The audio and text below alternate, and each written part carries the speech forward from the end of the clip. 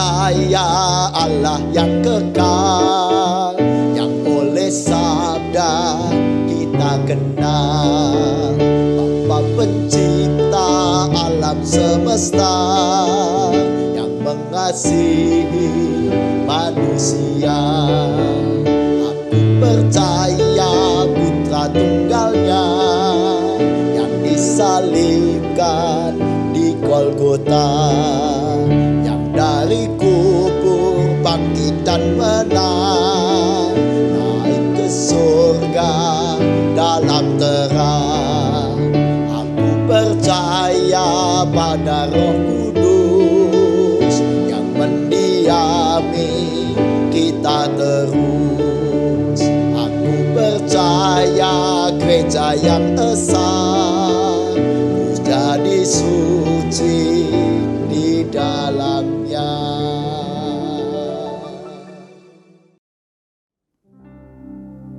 Shalom saudaraku, saya bersyukur karena kita dapat bertemu kembali dalam ibadah Inovatif Generation pada hari ini. Saya berharap saudara dalam keadaan yang baik, keadaan yang sehat, dan sukacita. Saudaraku, mari kita memulai ibadah kita pada hari ini dengan mengaku pertolongan kita adalah dalam nama Tuhan yang menjadikan langit dan bumi.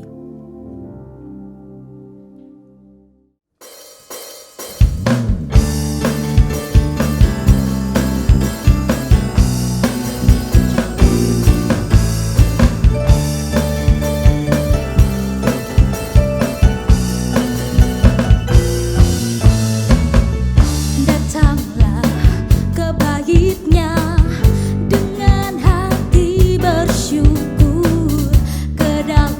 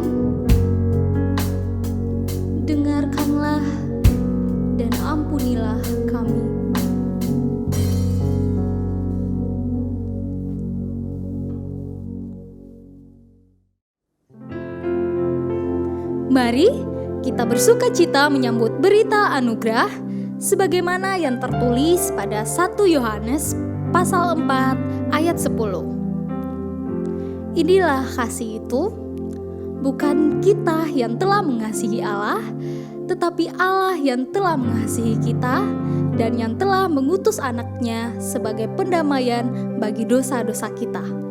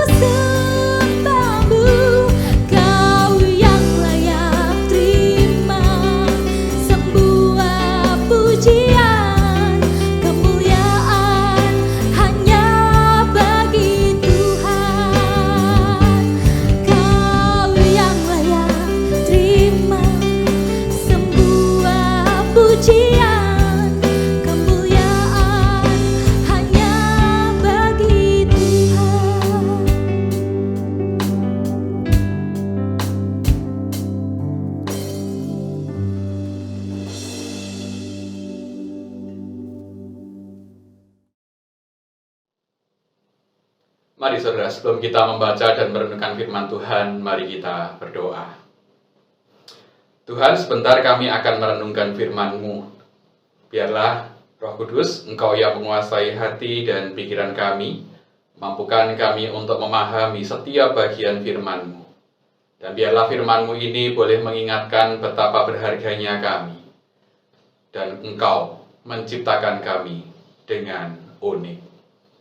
Kami menyerahkan pelayanan firman ini hanya ke dalam satu nama Tuhan Yesus Kristus, Sang Firman yang hidup itu. Haleluya. Amin. Ya, saudara yang terkasih, mari kita buka Alkitab kita. Bacaan kita pada hari ini diambil dari 1 Samuel 17, ayatnya yang ke-38 hingga 40. Demikian. Lalu Saul mengenakan baju perangnya kepada Daud. Ditaruhnya ketopong tembaga di kepalanya dan dikenakannya baju sirah kepadanya. Lalu Daud mengikatkan pedangnya di luar baju perangnya. Kemudian ia berikhtiar berjalan, sebab belum pernah dicobanya. Maka berkatalah Daud kepada Saul, "Aku tidak dapat berjalan dengan memakai ini, sebab belum pernah aku mencobanya." Kemudian ia menanggalkannya. Lalu Daud mengambil tongkatnya di tangannya. Dipilihnya dari dasar sungai 5 batu yang licin, dan ditaruhnya dalam kantung gembala yang dibawanya, yakni tempat batu-batu, sedang umbannya dipegang di tangannya. Demikianlah ia mendekati orang Filistin itu. Saudara, beberapa waktu yang lalu, media elektronik memberitakan bahwa ada 3 perempuan warga negara Cina yang ditahan di Bandara Incheon, Korea Selatan. Nah, yang menarik, mereka ditahan bukan karena berbuat kriminal, tetapi mereka ditahan oleh pihak imigrasi karena wajah mereka ternyata tidak sama dengan foto yang ada di paspor mereka. Dan ternyata, saudara, yang terjadi adalah mereka ternyata baru saja selesai operasi plastik di Korea Selatan. Dan mereka hendak kembali pulang ke Cina. Dengan wajah yang masih bengkak karena selesai operasi, saudara, mereka harus bersusah payah menjelaskan bahwa mereka adalah orang yang sama dengan yang ada di foto paspor mereka. Berita ini menarik. Dan kita sama-sama tahu rasanya bahwa ternyata operasi plastik sudah menjadi sebuah tren dan juga bahkan kebutuhan bagi sebagian orang. Sebuah kebutuhan yang mana ada banyak orang yang bahkan rela mengeluarkan uang puluhan juta hingga ratusan juta untuk bisa mengubah wajahnya menjadi mirip atau bahkan persis dengan artis idola mereka. Tujuannya apa? Tentu satu. Tujuannya tentu agar mereka punya penampilan yang lebih keren dan lebih disukai oleh banyak orang. Nah, saudaraku yang terkasih, ketika banyak orang ingin tampil lebih keren, ketika banyak orang ingin tampil lebih memukau di depan banyak orang dengan cara meniru orang lain, dalam bacaan kita hari ini, kita akan justru melihat hal yang berbeda dalam diri Daud. Saudara, dalam bacaan kita hari ini konteksnya adalah Daud sedang bersiap untuk melawan Goliat.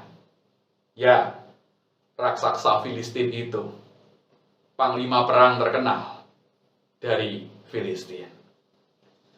Dan saudara yang terkasih, dalam momen persiapan ini, dalam 3 ayat bacaan kita, saudara, di situ direkam bahwa Raja Saul itu mengenakan baju perang dan segala perlengkapannya, ada ketopong tembaga, ada baju sirah, dan bahkan pedang, itu dipasangkan di tubuh Daud. Nah, saudara, tentu ini sesuatu hal yang keren, bukan? Sebelum Daud maju berperang melawan Goliat, Saul membekali Daud dengan perlengkapan perang yang sebetulnya itu ia pakai. Dan sebenarnya kenapa saya katakan keren? Iya, karena Daud mengenakan baju perang Saul, Raja Israel saat itu. Dan saudara mungkin kalau Anda lihat film-film perang, biasanya memang baju perang atau zirah dari seorang raja berbeda dari yang lain. Kenapa? Maklum, dia raja. Dia sang pemimpin perang saat itu. Dan memang kostumnya berbeda. Dengan melihat kostumnya, orang akan tahu bahwa dia rajanya. Dia sang pemimpin peperangan itu. Nah, saudara, Daud mengenakan baju perang raja itu. Tetapi yang menarik, saudara, setelah Daud mencoba dipasang semua bajunya gitu ya, lalu pedangnya juga dia pasang dan dia mencoba berjalan, dia coba-coba dan rasakan, dan akhirnya dalam bacaan kita hari ini, Daud memutuskan untuk tidak menggunakannya. Daud melepas semua perlengkapan itu. Alhasil, penampilan Daud kembali seperti semula. Daud ternyata menolaknya. Dan bahkan, saudara, Daud lebih memilih menggunakan tongkat dan umban. Dia meletakkan baju sirah besinya, dia meletakkan pedangnya, dan Daud mengambil kembali tongkatnya. Dia mengambil juga, dalam bacaan kita direkam ada beberapa batu yang licin, dia ambil itu dari sungai, dan dia juga membawa umbannya. Dan saudara, dia tidak memaksakan diri untuk menjadi seperti Saul.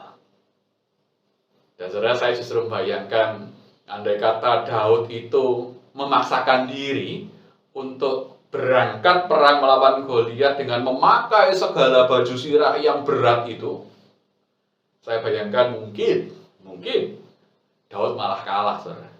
Karena dia kerepotan sendiri dengan segala perangkat perang yang ada di dalam tubuhnya. Nah, saudara, dari kisah ini, dari kisah Daud ini, kita bisa melihat bahwa Daud adalah sosok manusia yang autentik.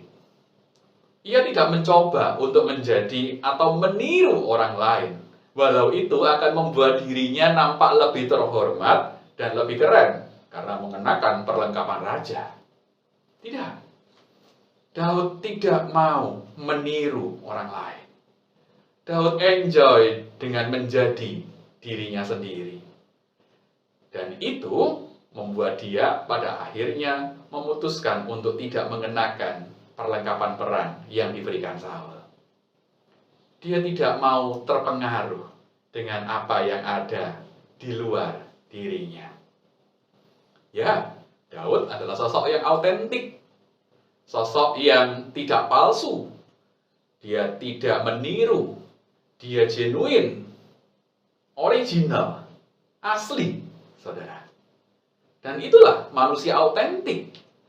Manusia yang bukan manusia jiplakan, bukan manusia yang tiruan, tetapi manusia yang mempunyai sikap dan pendiriannya sendiri. Nah, saudaraku yang terkasih, bagaimana dengan kita? Apakah saat ini kita sudah menjadi pribadi-pribadi atau manusia-manusia yang autentik, yang original, asli? Bukan manusia-manusia jiplakan, fotokopi dari orang lain. Bukan manusia-manusia yang hanya ikut-ikutan dengan orang lain. Lalu itu mengubah jati diri kita. Nah, saudara, kalau kita memang ingin menjadi manusia-manusia atau pribadi-pribadi yang autentik, hari ini paling tidak ada 3 hal yang perlu kita perhatikan. Agar kita itu menjadi pribadi yang lebih orisinil, gitu. Menjadi pribadi yang tidak perlu menjiplak atau ikut-ikutan dengan orang lain. Ada 3 hal. Yang pertama, saudara. Saudara, yang pertama adalah kenali dan terima dirimu. Saudara, Daud mengenali dan menerima siapa dirinya. Dia sadar bahwa dia bukanlah seorang yang bertubuh besar seperti Saul, yang tentu sanggup mengangkat baju sirah yang berat itu. Daud sadar kok, badannya kecil. Dan kesadaran ini yang membuat dia pada akhirnya menolak untuk mengenakan baju perang yang berat itu. Daud juga sadar bahwa dia juga bukanlah seorang prajurit yang terlatih untuk berperang. Yang tentu piawai bertempur menggunakan pedang. Dia sadar itu. Dia tidak punya kemampuan berpedang. Dia sadar bahwa dia hanyalah seorang gembala biasa yang setiap hari bertugas menggembalakan ternak-ternaknya. Dan kesadaran ini membawa dia pada sebuah pilihan untuk menggunakan tongkat dan umban yang memang itu menjadi pegangan sehari-harinya. Ketimbang dia memegang pedang yang panjang, berat, dan tajam itu, yang dia tidak menguasai cara pakainya. Oleh karena itu, saudara, walaupun saat itu Daud menghadapi seorang prajurit terlatih, Goliat, itu tidak serta-merta membuat dia juga lalu sok-sokan, lalu tampil juga sebagai seorang prajurit. Tidak. Dia tetap mempertahankan jati dirinya sebagai seorang Daud, sang gembala ternak. Nah, bagaimana dengan kita? Bagaimana dengan Anda? Sudahkah Anda mengenali dirimu? Nah, saudara, kita perlu mencari dan mengetahui apa yang menjadi kelebihan serta kekurangan kita. Penting itu mengenali diri. Kenali aspek-aspek yang ada dalam dirimu. Kenali apa-apa saja yang telah Tuhan karuniakan dalam dirimu. Baik itu kemampuan-kemampuan tertentu atau juga karakter-karakter tertentu. Itu Tuhan sudah beri di dalam diri kita masing-masing. Dan saudara, kita bisa melakukan pengenalan diri itu dengan banyak cara. Cara yang paling sederhana saya bayangkan adalah Anda bisa mengikuti tes-tes tertentu itu. Misal, ada tes kecerdasan, ada tes minat, bakat, tes karakter, kepribadian, dan banyak tes-tes yang lain. Di situ, kita bisa mengenali, oh, aku ini kayak begini ternyata. Atau cara yang juga lebih mudah dan tidak perlu keluar biaya, saudara, Anda bisa bertanya dengan orang-orang terdekat Anda, dengan orang tua Anda, dengan saudara Anda, dengan sahabat Anda, atau teman-teman Anda. Anda tanya, menurut kamu ini aku ini sosok yang kayak apa? Dan saudara, pada umumnya orang-orang terdekat Anda akan mengenal Anda dan bisa mengidentifikasi siapa Anda. Pakai sesama Anda untuk cermin buat Anda. Melihat, aku ini siapa. Dan saudara, tentu, setelah kita mengenali diri kita, jangan lupa, hal pertama yang harus kita lakukan adalah terima dirimu. Ya, terima dirimu. Ini penting. Karena orang pertama yang seharusnya bisa menerima dirimu, ya, adalah dirimu sendiri. Terima segala kelebihan dan kekuranganmu. Dan saudara, satu hal yang perlu kita sadari dan ingat adalah, saudara, namanya manusia, dan selama masih mengaku manusia, siapapun itu, dia pasti punya yang namanya kelebihan dan kekurangan. Gak ada manusia itu isinya kelebihan semua, tanpa kekurangan, tidak ada. Demikian juga sebaliknya, tidak ada manusia yang isinya hanya kekurangan saja, tanpa kelebihan, tidak ada, saudara. Itu satu paket, ada kelebihan, ada kekurangan. Nah, kalau memang Anda punya kekurangan-kekurangan tertentu, itu lumrah. Jadi tidak usah panik. Tidak usah bingung, itu lumrah, terima dulu segala kelebihan dan juga kekurangan. Dan jangan pernah mencoba untuk menjadi sempurna. Saya ulangi sekali lagi, jangan pernah mencoba untuk menjadi sempurna. Saudara, ada sebuah ungkapan yang menyatakan demikian. Don't try to be perfect, but try to be better. Jangan pernah mencoba untuk menjadi sempurna, tetapi cobalah untuk menjadi lebih baik. Kenapa jangan pernah mencoba menjadi sempurna? Karena akan sia-sia. Karena sempurnaan hanya milik Tuhan. Yang bisa kita lakukan sebagai manusia adalah mencoba untuk menjadi pribadi yang lebih baik, dan lebih baik lagi. Walaupun memang kita tidak akan berujungkan kesempurnaan. Dan saudara, untuk menjadi pribadi yang lebih baik, yaitu salah satunya dengan cara memperbaiki kekurangan-kekurangan kita tadi ya. Setelah diterima kekurangannya, kalau kita punya keinginan untuk memperbaiki kekurangan-kekurangan itu supaya menjadi pribadi yang lebih baik, itu bagus. Tapi, sekali lagi, itu harus dimulai dengan menyadari kekurangan tersebut terlebih dahulu. Harus sadar, oh aku ini punya kekurangan ini. Baru setelah sadar, kita memperbaikinya. Saudara, karena bukankah untuk memperbaiki sesuatu itu, kita harus terlebih dahulu tahu apa yang harus diperbaiki. Nah, kalau tidak tahu apa yang harus diperbaiki, lalu apa yang kita perbaiki? Bingung. Oke, itu ya. Yang pertama adalah kenali dan terima dirimu. Yang kedua, saudara, hentikan kebiasaan membandingkan diri. Anda rasanya tahulah ya, bahwa Tuhan itu menciptakan kita itu unik, satu pribadi dengan pribadi yang lain. Tuhan itu menciptakan kita itu berbeda dari satu pribadi dengan pribadi yang lain. Mungkin Anda dan saya judulnya sama-sama manusia. Iya, betul. Tapi variannya banyak manusia itu. Ini seperti jeruk, saudara. Ya, karena saya tinggal di Bali, ada namanya jeruk Bali. Saya juga tahu ada yang namanya jeruk nipis. Keduanya sama-sama jeruk, tapi variannya berbeda. Nah, manusia juga sama, saudara. Bisa jadi sama-sama manusia, tapi variannya beda-beda. Dan saudara, oleh karena itu, hentikan kebiasaan membanding-bandingkan diri kita dengan orang lain. Karena Anda berbeda, saya berbeda.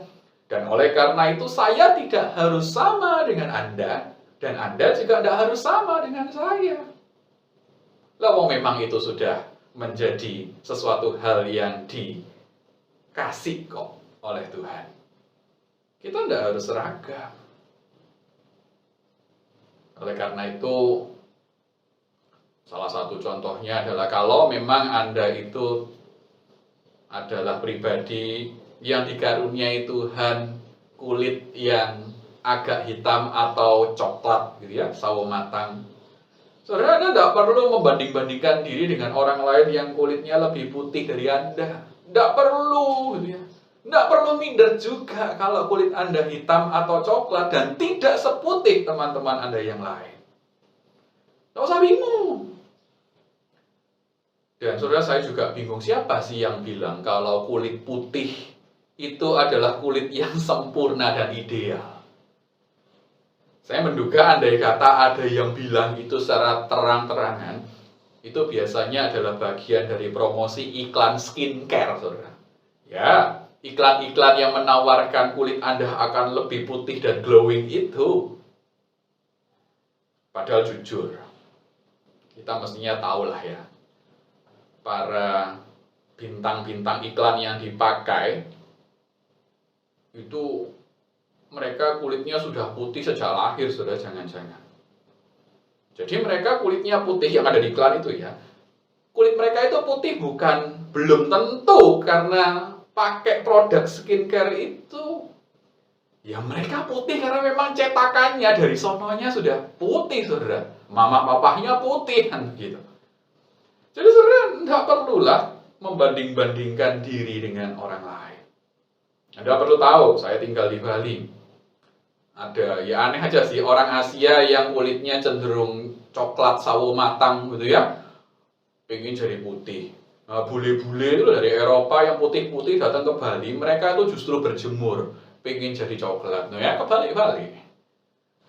Tapi ini sebuah tanda bahwa memang kulit putih bukan dan tidak harus menjadi patokan kesempurnaan atau yang ideal. Enggaklah. Demikian juga dengan kecerdasan, dengan karakter kita atau kepribadian kita. Anda tidak perlu membandingkan kecerdasan atau kepribadian atau karakter Anda dengan orang lain. Mengapa? Ya karena memang bisa jadi Anda punya kecerdasan dan kepribadian yang berbeda. Dan saudara, perlu diketahui bahwa tipikal atau tipe-tipe kecerdasan atau karakter atau kepribadian itu tidak pernah tunggal. Mereka selalu jamak, multiple. Dan mungkin Anda pernah mendengar, saudara, bahwa dalam teori multiple intelligence,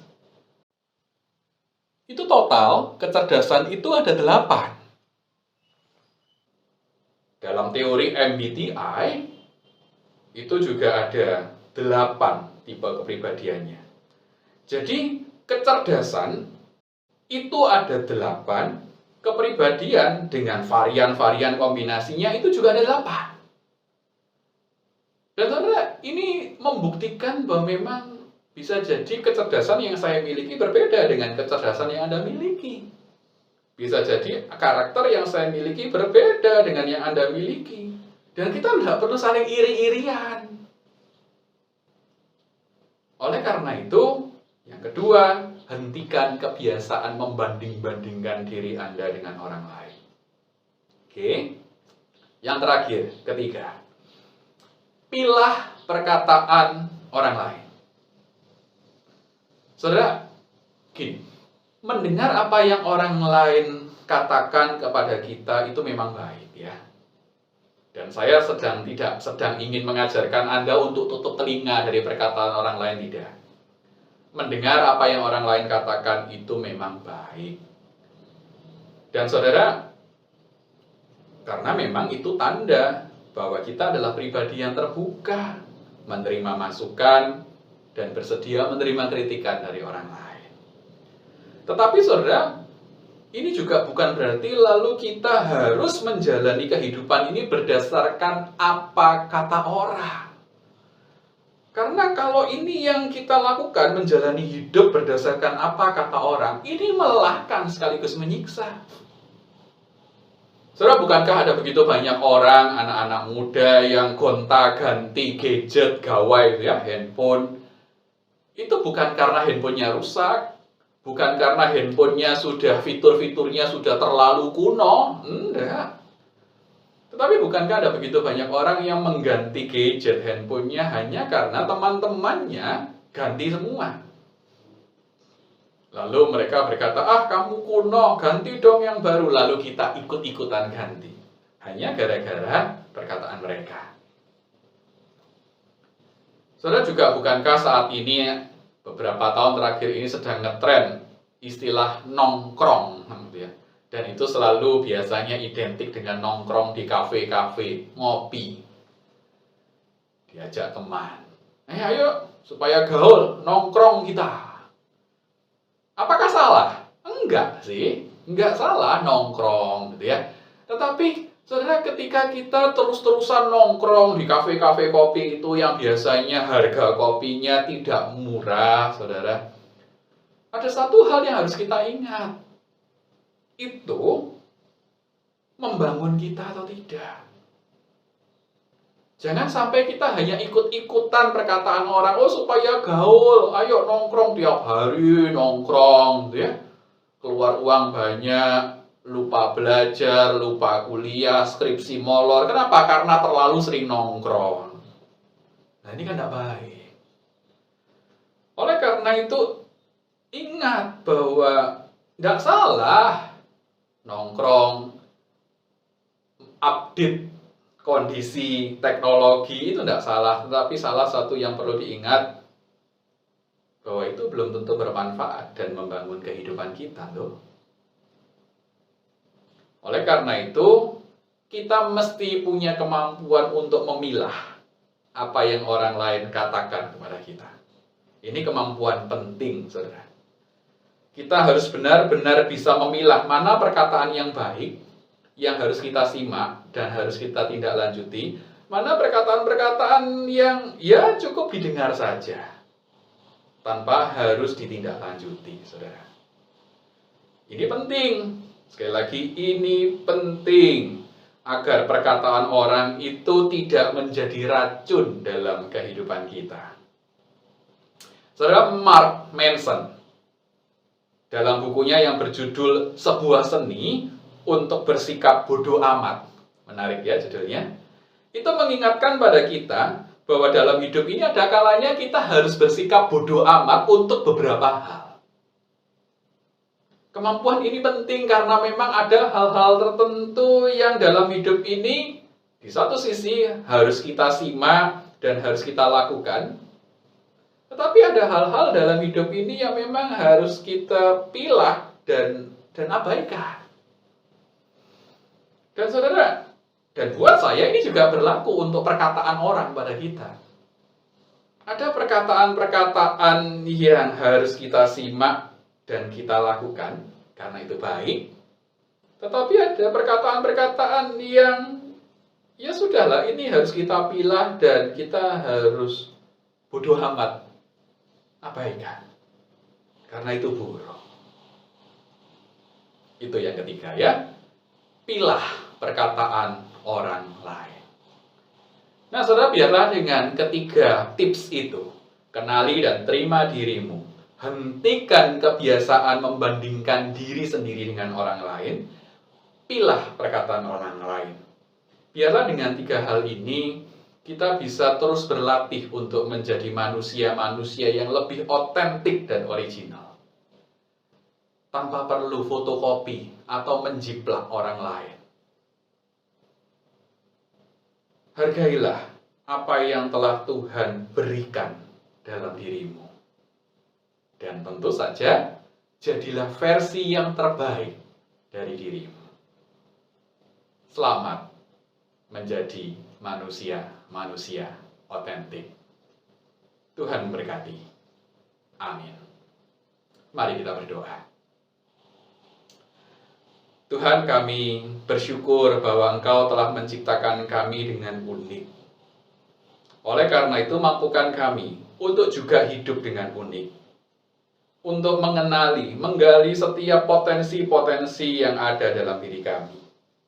Dan juga boleh belajar menerima segala kekurangan yang ada pada diri kami. Dan biarlah kami boleh bertumbuh menjadi manusia-manusia yang original. Manusia-manusia yang bertumbuh dan menjadi versi terbaik dari diri kami. Dan tentunya, mampukan kami juga untuk boleh mengekspresikan diri kami secara positif, tanpa harus melukai dan menjadi batu sandungan untuk sesama kami. Itulah doa dan permohonan kami, Tuhan. Di dalam nama Tuhan Yesus Kristus, kami berdoa dan memohon. Haleluya. Amin. Mari kita bersama-sama menaikkan doa syafaat kita dan doa persembahan kita. Mari kita berdoa. Tuhan Allah Bapa dalam surga, terima kasih kami membawa semua pokok-pokok doa kami Tuhan, secara khusus untuk bangsa negara kami. Tuhan berkati di dalam pengelolaan, di dalam menata ekonomi maupun juga kesehatan karena pandemi COVID ini Tuhan. Tolong Tuhan mampukan pemerintahan negara kami untuk melakukan semuanya ini dengan baik, dengan pertolongan-Mu, sehingga masyarakat Indonesia boleh tetap bertahan dengan kondisi yang ada ini dan bisa melepaskan dari semua beban ekonomi maupun beban pandemi. Tuhan memberikan kebijaksanaan pada pimpinan negara kami, juga kepada kami semuanya. Juga berkati Tuhan untuk warga masyarakat yang sedang sakit, untuk semua yang sedang dalam proses pemulihan, kiranya Tuhan menolong dan memberkati. Begitu juga Tuhan dengan keadaan kami satu persatu Tuhan dalam pergumulan kami saat ini, baik pergumulan ekonomi, pergumulan rumah tangga, pergumulan pendidikan, pergumulan pasangan Tuhan. Kami mohon kiranya Engkau menolong kami, menolong di dalam kami boleh mendapatkan jalan, mendapatkan hikmat yang daripada Tuhan di dalam kami melangkah. Begitu juga kami berdoa, menyerahkan persembahan kami Tuhan. Kiranya apa yang sudah kami kumpulkan boleh menjadi berkat untuk kemuliaan nama Tuhan di dalam pelayanan di tempat ini. Berkati tangan-tangan yang terulur untuk boleh memberikan, untuk juga Engkau memberkati sehingga kami semuanya boleh hidup dan dengan penuh pengucapan syukur, dan kiranya hidup kami boleh kami persembahkan menjadi kemuliaan, untuk kemuliaan nama Tuhan. Terima kasih Tuhan Yesus, kami menyerahkan doa syafaat kami dan doa persembahan ini hanya di dalam nama Putra Tunggal-Mu, Tuhan Yesus Kristus. Amin. Mari kita mempersembahkan hidup kita dengan mengingat 2 Korintus pasal 8 ayat 12. Sebab jika kamu rela untuk memberi, maka pemberianmu akan diterima kalau pemberianmu itu berdasarkan apa yang ada padamu, bukan berdasarkan apa yang tidak ada padamu.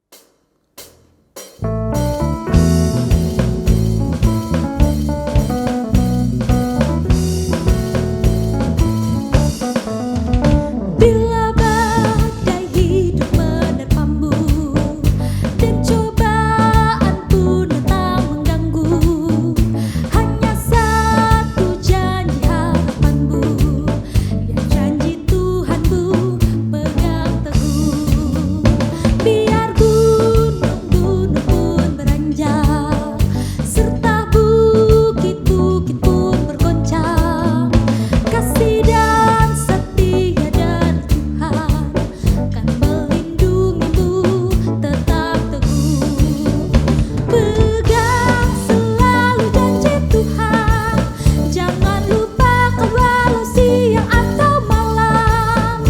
Enyahlah takut atau bimbang, Tuhanlah pemilik hidupmu. Bila badai hidup menerpamu dan cobaan pun datang mengganggu, hanya satu janji harapanmu, ya janji Tuhanmu pegang teguh. Biar gunung-gunung pun beranjak, serta bukit-bukit pun bergoncang, kasih dan setia dari Tuhan kan melindungimu tetap teguh, kan melindungimu tetap teguh, kan melindungimu tetap teguh.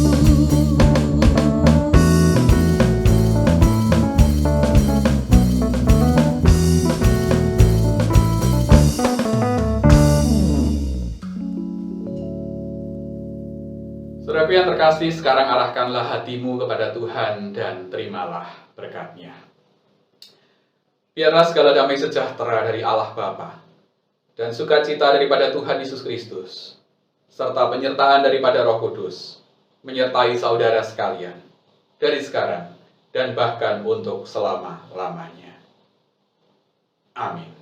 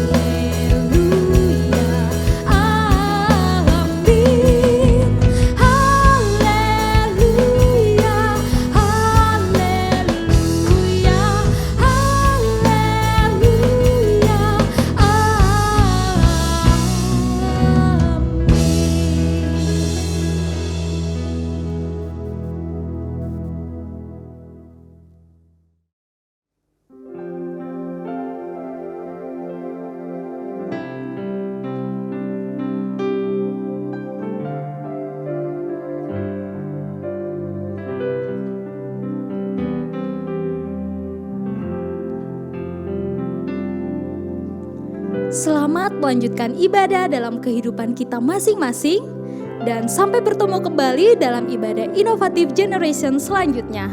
Tuhan Yesus memberkati.